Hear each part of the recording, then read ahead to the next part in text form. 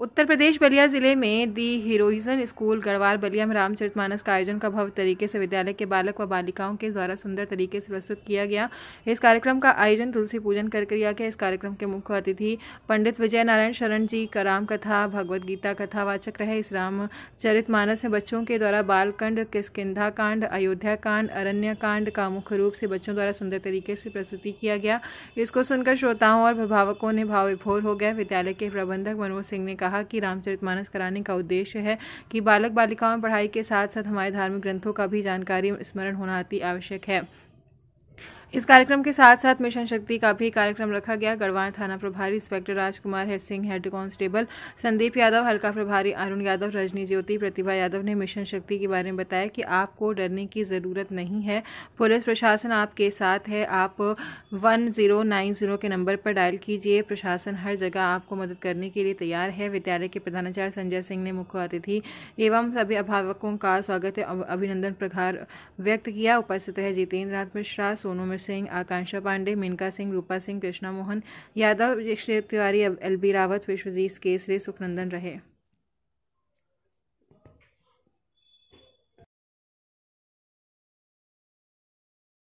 जो यह जो चल रहा है रामचरितमानस के प्रति ये उचित नहीं है। ये हम हो चाहे कोई भी हो, उसकी नासमझी है। रामचरितमानस गोस्वामी जी लक्षणा में, व्यंजना में किन भावों से हो करके उन्होंने लिखा। न तो उनको उस समय वोट लेना था, न राजनीति करनी थी, न किसी का पक्ष लेना था।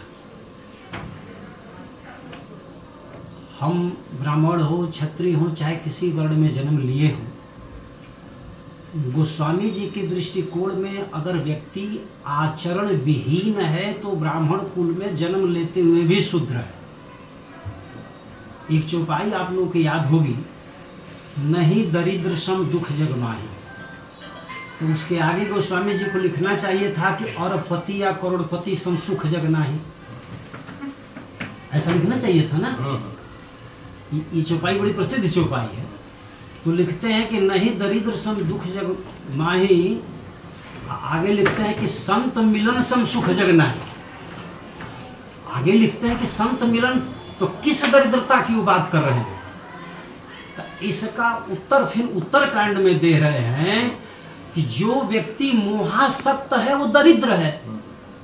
मोह दरिद्र निकट नहीं आवा, है कि नहीं। अगर हम आप कोई भी हो, किसी धर्म में है, किसी भी वर्ण में है, अगर वो मोहासक्त है तो दरिद्र है। उसके जीवन में न संतोष है, न किसी प्रकार।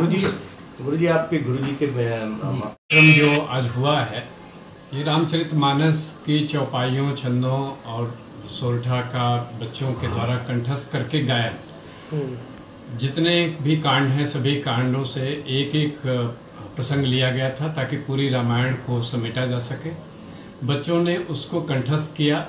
वो लगभग 6 चौपाइयाँ और 2 छंद मिनिमम उन्होंने कंठस्थ किया। और कार्यक्रम की शुरुआत में एक समूह गायन सारे बच्चों द्वारा किया गया। और कार्यक्रम के समापन के अवसर पर भी आपने देखा होगा कि लवकुश आए थे और वो राम कथा सुनाने की पूरी कोशिश कर रहे थे। तो इस तरीके से पूरे रामायण को संजोते हुए सांस्कृतिक विरासत में बच्चों का पदार्पण हो, अपनी संस्कृति को, अपने मूल्यों को पहचान सके, इसके लिए इस कार्यक्रम को हम आपने मायने में भी है कि आपने देखा होगा कि 7 ग्रुप थे और 6 बच्चे हर ग्रुप में थे। 42 बच्चों में लगभग 8 बच्चे मुस्लिम परिवारों के हैं। और कितना वेल ट्यून्ड उन्होंने इस कार्यक्रम को गाया। संस्कृति पर हमला हिंदू मुस्लिम की संस्कृति पे नहीं है, संस्कृति पे हमला है भारतीय संस्कृति पे। आप जो अच्छे हैं, आप कैसे अच्छे बने रहेंगे, इसको कोशिश करने की एक शुरुआत है। और निश्चित रूप से विद्यालय, जैसा कि हम हमेशा कहते हैं कि समाज का एक अंग है, तो समाज का ये अंग भी बीमार न पड़े, तो यहाँ से हम लोग उसमें जो भी थोड़ा बहुत उपचार कर सकते हैं उसका। कितनी मुश्किलें होगी।